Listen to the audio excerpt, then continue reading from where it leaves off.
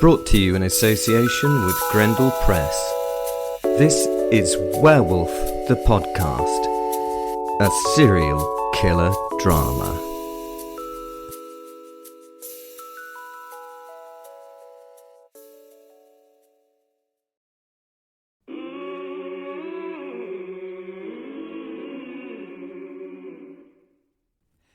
Hello, this is Will Your Werewolf, and this is episode 75. It is the last in my third series.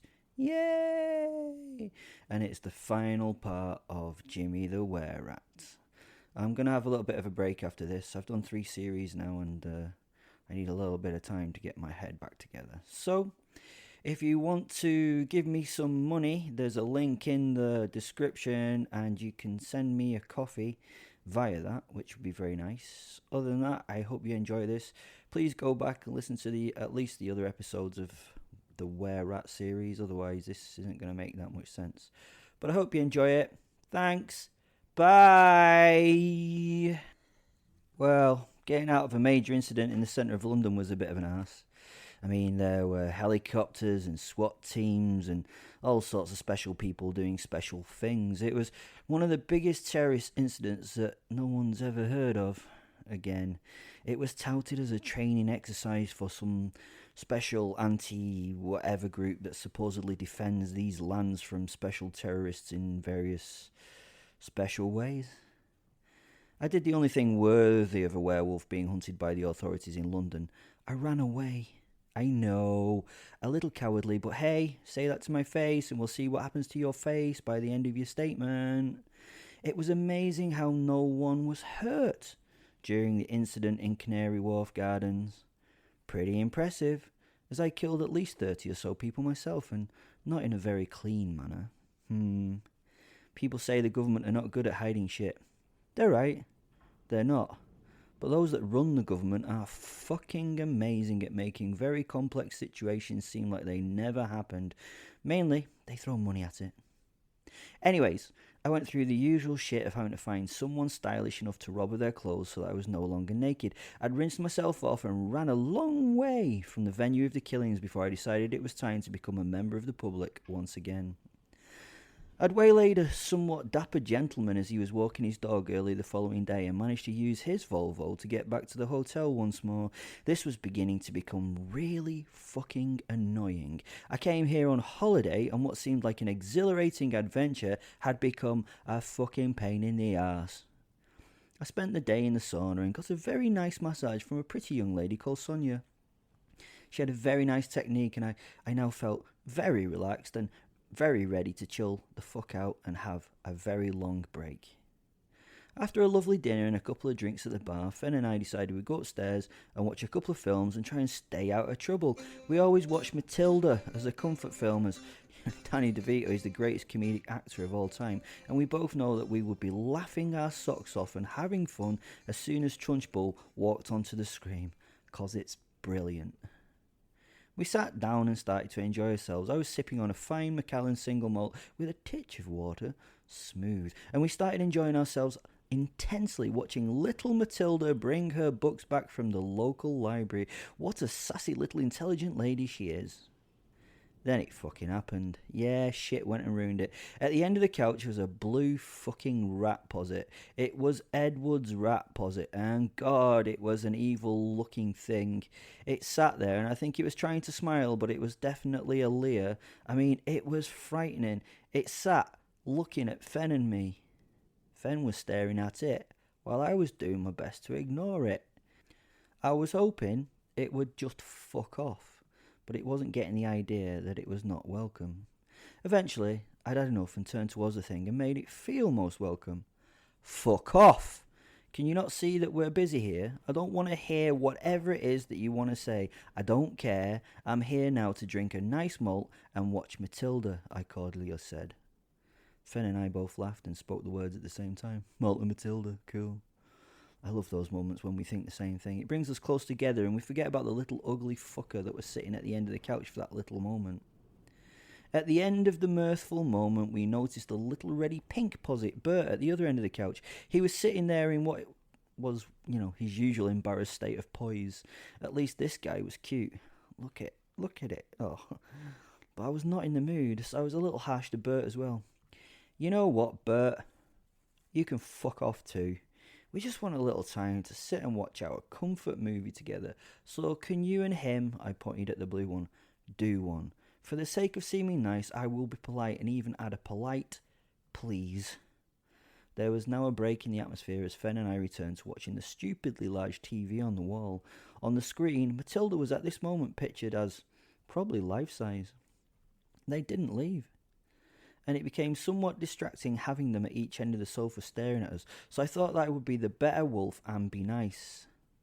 Look, guys, why not join us to watch the film? I'm sure you could do with a break from all this furtive planning and warfare business. Let's all sit down together and have a laugh at Matilda. I paused the film and waited in silence until I got an answer from them. Me boss would not like me doing that, said the blue rat. Fuck your boss. Ignore him for a bit. You can have some autonomous control of your own life. What's your name? Cedric, replied the rat. Well, Cedric, Fen here, has his own life and he does what the fuck he wants, so your boss can go fuck himself and let you have an hour to watch a film. You might even enjoy it. Come on, Cedric. Take a seat and enjoy yourself for once. It might be fun. Can he hurt you or do anything to you? No, not really. He does get pretty loud and pissed off at me though, replied the wee rat. I turned away from him. Fuck him. Are you a rat or a mouse? I asked him. Cedric and Fen laughed at this. I'd not thought it was funny, but now I joined in the laughers, as did little Bert at the other end of the couch. I pointed at Bert. See, he appreciates that's funny too. Cedric seemed to take a little moment to get his thoughts in order and came and perched on a cushion next to Fen, who shifted up a bit to give him some space. I turned to Bert, who was looking hopeful and full of joy. I smiled and indicated the cushion next to me on the seat. Bert giggled and ran to the cushion and climbed to its crown, where he nestled down on his belly to watch the film. Have you two guys seen this before? I asked. Neither of them had, so I began the film again and dimmed the lights so we could settle down and appreciate the total cinematic moment. We were all laughing and pointing out our favourite bits. Our favourite bit was when Danny DeVito tried to take off his hat and it was glued to his head in the restaurant. It was definitely a favourite of ours. This was great fun, and as the final credits rolled, we were having a great time. Me and three animal posits watching a children's film. I mean, from the outside, it must have looked like the premise of a Disney film in itself. The four of us sat there laughing and joking. So, my fine young posits, I asked the two rats, like Treebeard talking to the hobbits, what the fuck is going on? The question, not Treebeardish in its erudition. Why do your bosses hate each other so much these days? It does not make any sense to me. I thought brotherly love was important in this sad and shitty world. Bert looked up at me from his cushion and shrugged. I don't know, Will. I turned to Cedric, who was partially snoozing. He opened one eye and fixed it on me. I'm not allowed to say. He would be really angry if I told yous. I went and poured another drink as I left a silence in which someone could put an answer, but no one did. So I returned to my seat and leaned forward, my elbows on my knees, trying to look interested in what was happening. I think they just don't get on no more because of their history and stuff, said Bert. Jimmy was hurt after Edward told his mum that he was a queer. You know, a gay. A turd burger and that. I nodded. Jimmy had not told his mum and thought it was his right to tell her that he was queer, not Ed's. I looked at Fen sitting there with his jaw hanging open at this information. I looked at Cedric, who was busy twiddling his tiny ratty thumbs. He did not say anything, but just nodded at me. So, wait a minute, these ratty types have been around for a few hundred years and have fallen out because Jimmy fell out of the closet? Both little rats nodded. Is Edward homophobic? I asked Cedric. The little rat shook his head. No, Will. He's very accepting of it all. He knew from being a bairn that his brother smelt a little of lavender. He was also a little chuffed that he was a chutney ferret because he admired them crays, and one of them was a woofter, weren't he? So, is Mum upset? I asked. No, she knew before Jimmy knew himself that he was that way inclined, said Bert.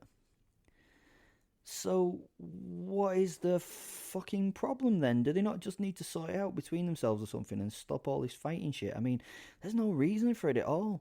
No one cares, and everyone already knew, I think Jimmy just is a little butthurt, said Bert, which made me and Fen giggle in a very childish manner.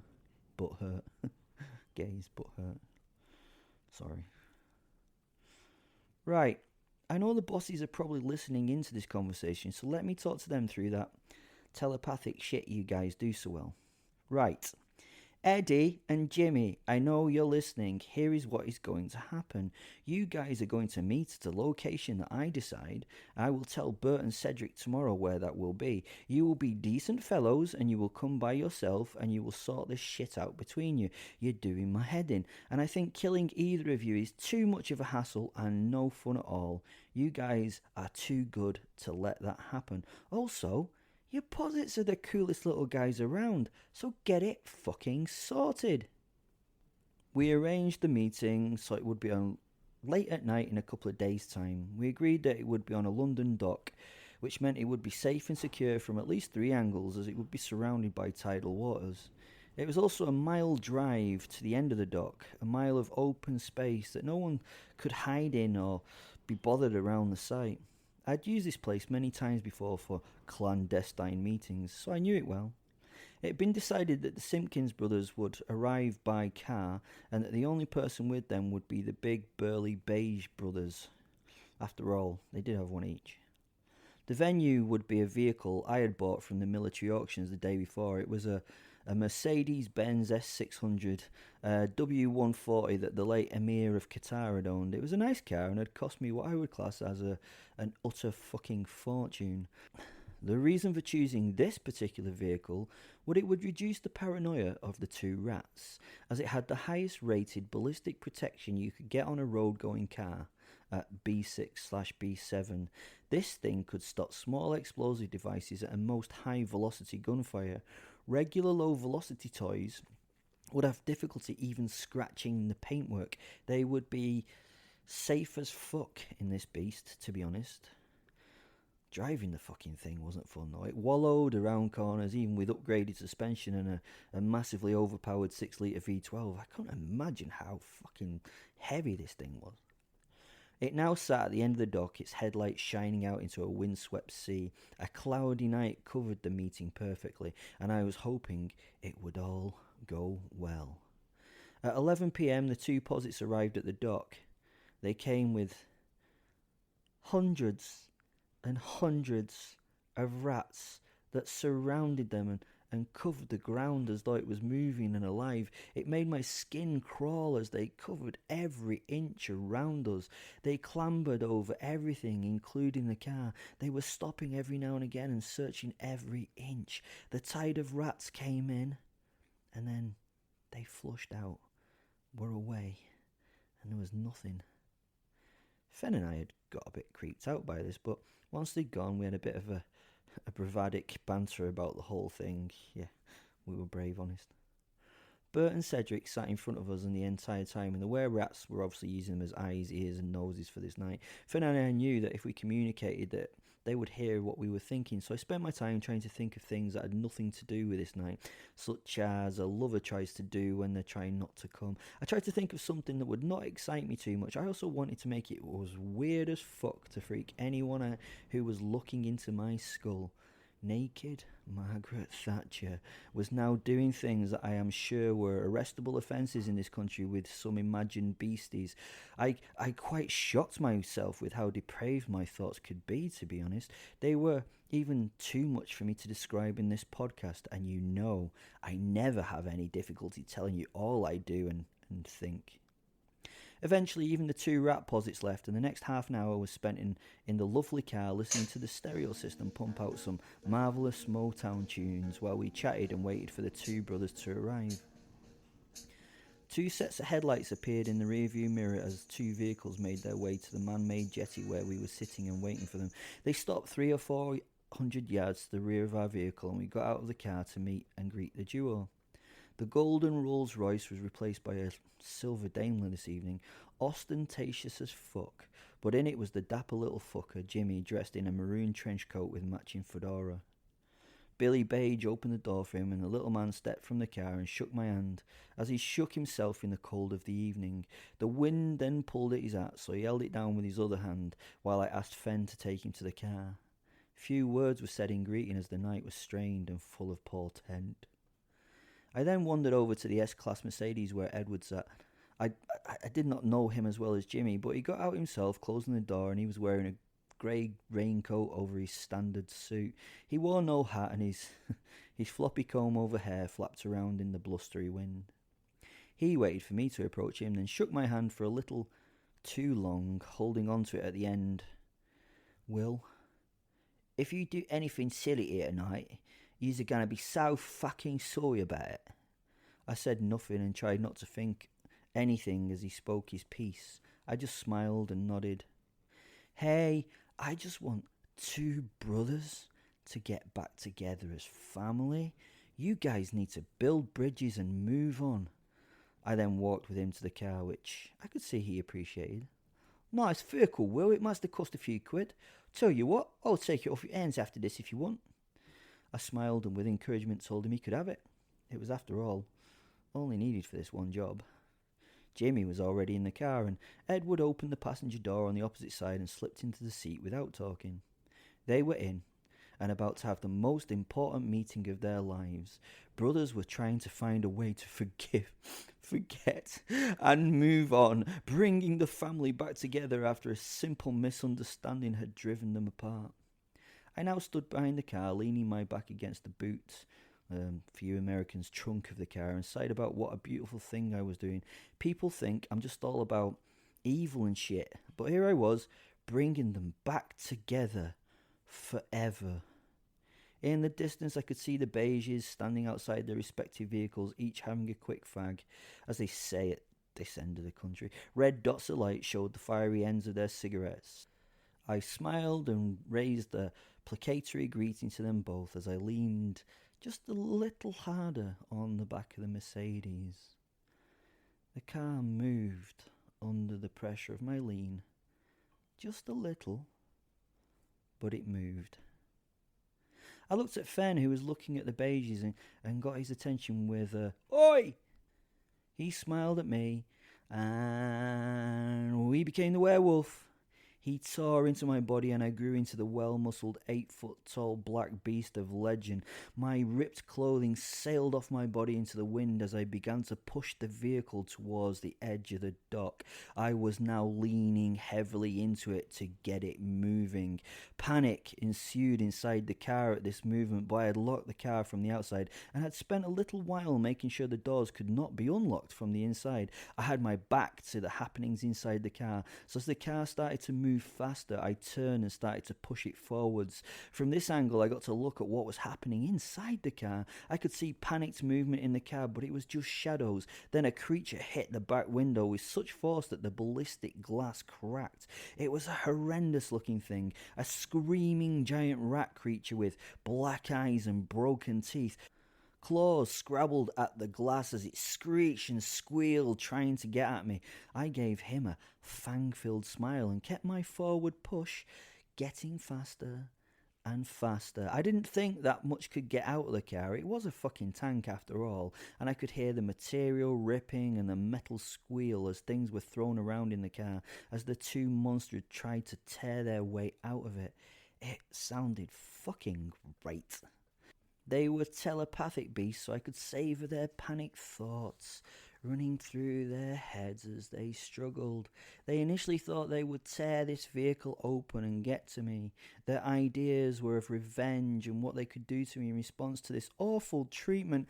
I could see the efforts that they were going to go to, and it warmed my ickle heart.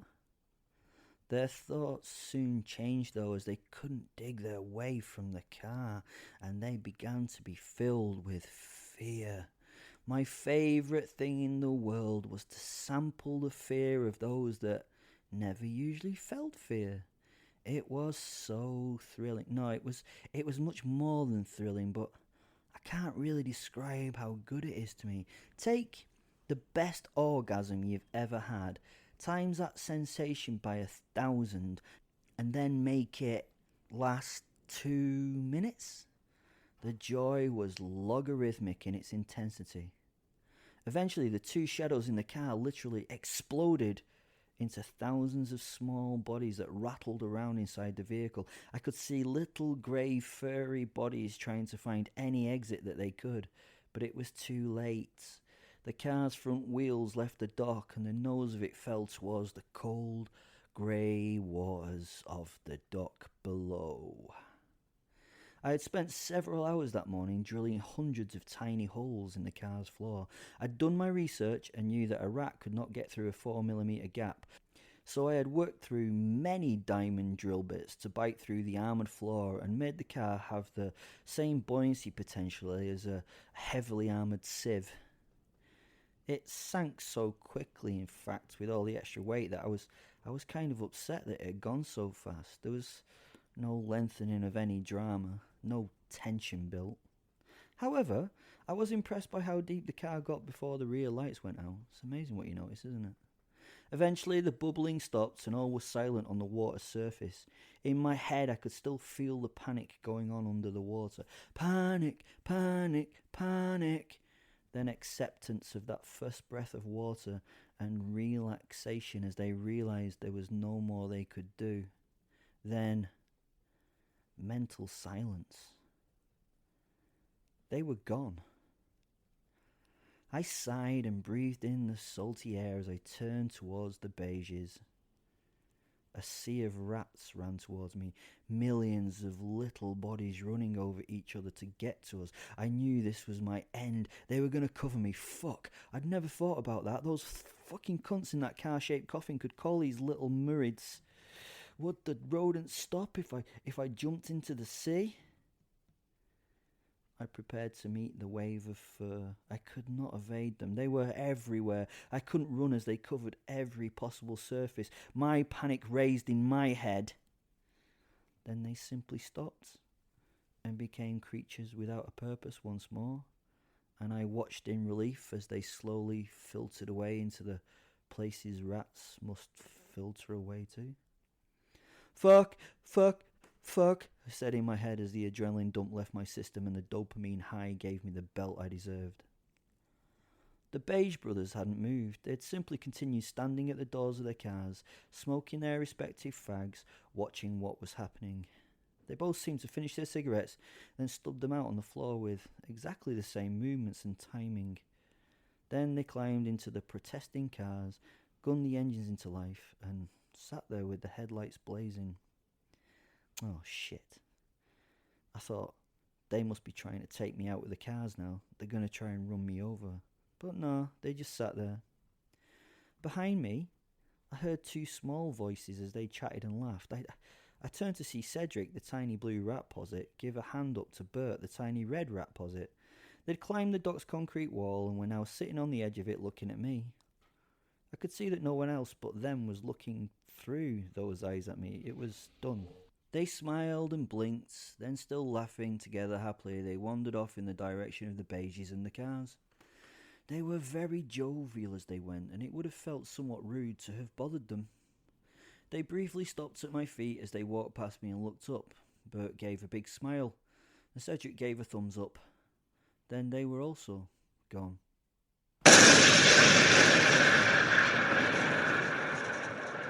I woke up 20 yards away from the edge of the dock. My ears rang and my head was booming. I was soaked to the skin. Water was running off the dock's concrete surface in mini tsunamis. I looked at the cars still there now, only a few feet away from me where I lay at this point. Billy Beige wound down his window and passed me an old Nokia phone as I lay on the floor feeling all discombobulated and shit. The C4 was just an afterthought from Brian and myself, just to make sure those fuckers were proper dead. Thanks, mate, for all that.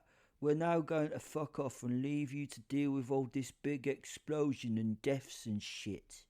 Good luck. Then they were gone.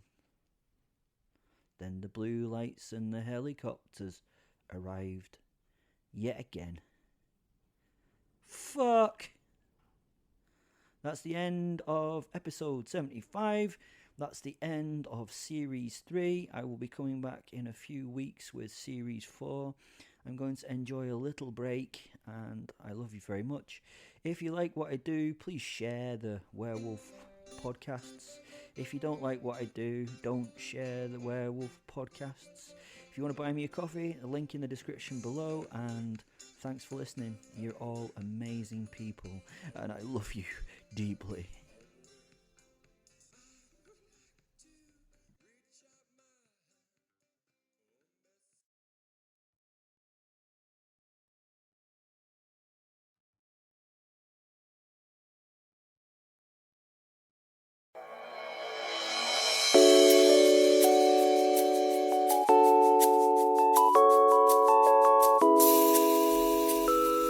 Brought to you in association with Grendel Press. This is Werewolf the Podcast, a serial killer drama.